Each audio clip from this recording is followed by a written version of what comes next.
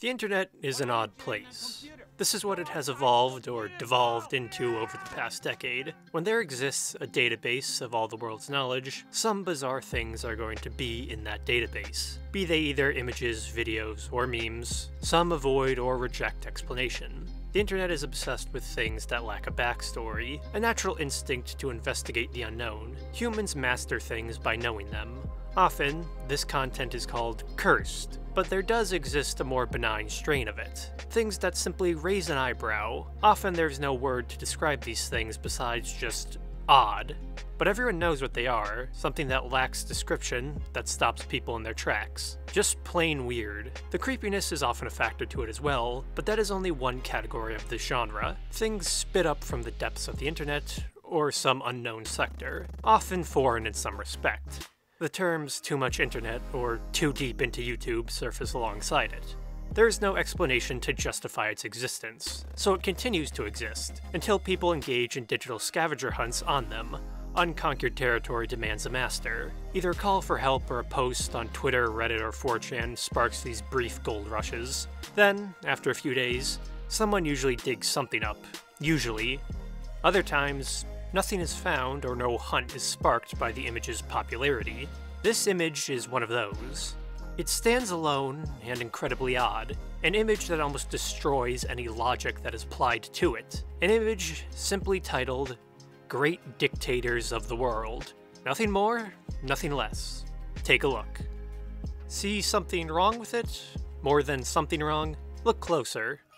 What exactly it means, if anything, is anyone's guess. This enigma of a picture briefly blazed across social media websites in the August of 2019, mainly for how utterly wrong and weird every part of it is. Incorrect to a fascinating degree. Its origins are murky, but the artwork is definitely a product of the one and only nation of India, one of the internet's favorite producers of curiosities. Upon it, Lincoln and Charlemagne sit side by side with Genghis Khan and Musaline? What? Anyways, back in August, so many questions were raised and left unanswered. Nobody could solve the riddle this random poster/piece of propaganda asked, if it asked anything at all. And, with everything online, it is full of sound and misspelled fury, signifying nothing.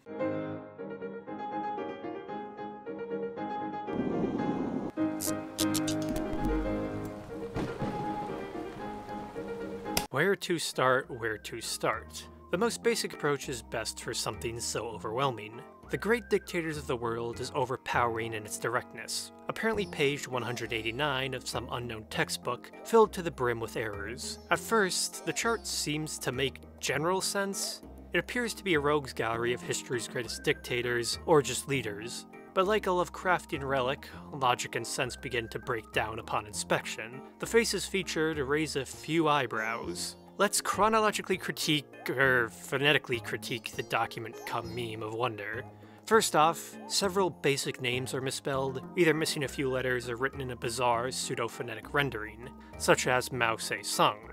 Not that that is even the major issue here. Most of these figures were never dictators, much less even politicians to begin with. I do not recall Joan of Arc, ever being a politician, much less a dictator, nor was Mosny, who I can only assume to be the fiercely pro-republic Italian Giuseppe Mazzanini. Several of these inclusions leave a lot to be desired, especially in appearance. I am no artist, but Lenin's face looks a lot like he's having an allergic reaction, the anonymous Catherine is dressed up like a pink jester, and Churchill is apparently melting. Once again, no art critic, but if the purchaser wanted an educational guide, they may have been misled. So, what is this? Why such odd appearances? Beside the literal paper the chart was printed on, the image has all the marks of Tamil art from southern India, a type of art usually associated with Indian cinema and graphic design in the area, usually combinations of very strangely drawn faces and bizarre color choices to leave an impression. If the dating is correct, the image originated from southern India in the 80s or 90s. To know more though, the entire irreality needs to be broken down. Who here was actually a dictator? The best place to start is going through the image point by point. It is far from anything official, so the errors are understandable for a random book printed in India in the 80s. They add to its charm and surreality though, but for a few of these, the title dictator might be a bit subjective, as we understand it today at least. To make it simpler, I will not count any hereditary monarchs as dictators on the image. The one who did become a monarch though, I will classify as a maybe. How accurate is it? The first row starts off strong with Hitler, Garibaldi, Bismarck, and Lenin. Adolf Hitler, Chancellor of Germany from 1933 to 1945, and probably the strongest and most infamous example of dictatorial power. No introduction is really necessary here. The best figure to start off the chart with too. Good job, chart. Adolf, not so much. Garibaldi, a misspelling of what I assume to be the Italian Giuseppe Garibaldi, one of the leading military figures of Italian unification. One would assume, never really being a politician, Garibaldi was never a dictator. He actually was very briefly. Garibaldi was the dictator of Sicily from May 17th to November 4th, 1860. So yes, technically a dictator, if barely. Yes on him. Bismarck missing a C. Otto von Bismarck, the Chancellor of Germany from 1871 to 1890. He had a heavy influence on national unification, but never technically ruled the country. He worked beneath the monarchs William I, Frédéric III, and William II. So, not really close to a dictator, as Germany was an empire at the time. Blood and iron and all that, so no.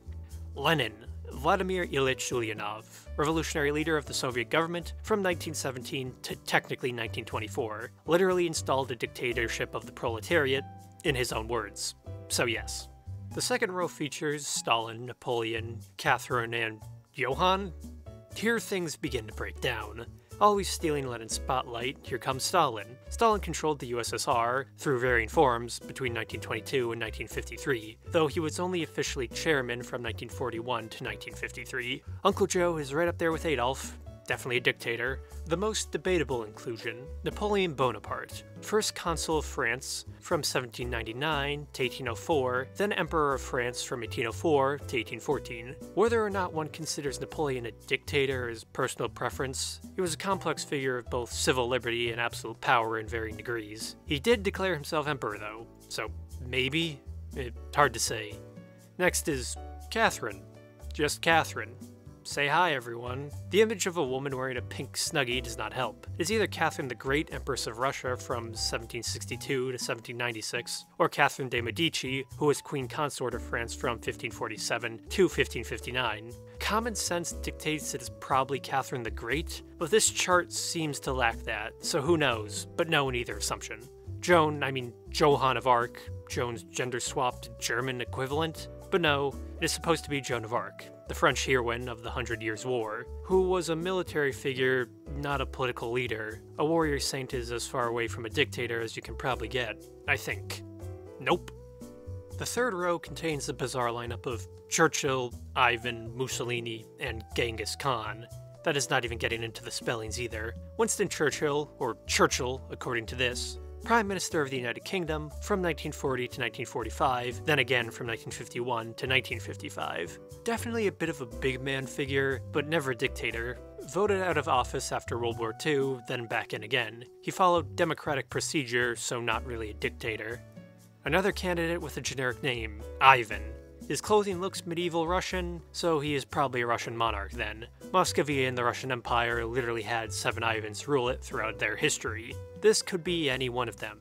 I'm just gonna say it is Ivan IV, or Ivan the Terrible, Tsar of Russia from 1547 to 1584. Not a dictator, but debatably terrible in both respects. Mussolini? Little Duce of fascism himself from 1919 to 1945, then leader of Italy from 1922 to 1945. Dictator is kind of implied on the resume here, so yes, definitely a dictator. He basically established the model for dictatorship across the 20th century. Hard to find a better example. Benito. Genghis Khan? Obviously Genghis Khan, or Temujin, Great Khan of the Mongol Empire from 1206 to 1227, but spelled in a way I have literally never seen before. Genghis, Chinggis, even Zengis, but never Genghis Khan, just Khan. One of history's most notorious conquerors, but he was a monarch. No dictator, just a Khan. Bloodthirsty or not. The fourth row introduces us to Charlemagne, Lincoln, Nasser, and FDR. Charles the Great, or Charlemagne, they added an S there, Holy Roman Emperor from 800 to 814. An emperor, but not a dictator, not even in the Roman sense. The classic example and figure of the Middle Ages, not dictatorship. Abraham Lincoln, the 16th President of the United States from 1861 to 1865. Definitely seen as one by the South during the Civil War, Lincoln did suspend habeas corpus, right to stop unlawful arrests, against the ruling of the Supreme Court. Still considered a star model of the Republic after his assassination on April 14, 1865, though. Not a dictator. Nazir? Gamal Abdel Nasser, I think.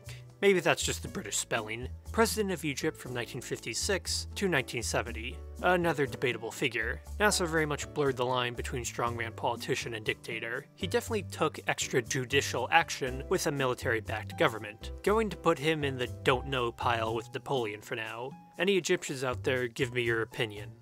Last of the line, Franklin D. Roosevelt, the only American president to serve 3 terms from 1933 to 1945, then be elected to a 4th term before his death. Interestingly, there was a brief movement in the early 1930s to make Roosevelt a dictator, one akin to Mussolini in Italy. Obviously, it never happened. Still, Roosevelt's 3 terms are unique in American history. Could have been a dictator, but never was. The final 5th row holds Washington, Henry, Mao Zedong, and Mosny. Just Mosny. George Washington. Wait, why is he here? Probably the absolute opposite of a dictatorship to most Americans. The first president of the United States from 1789 to 1797. The only thing more American than apple pie playing baseball. So, no. Henry VIII.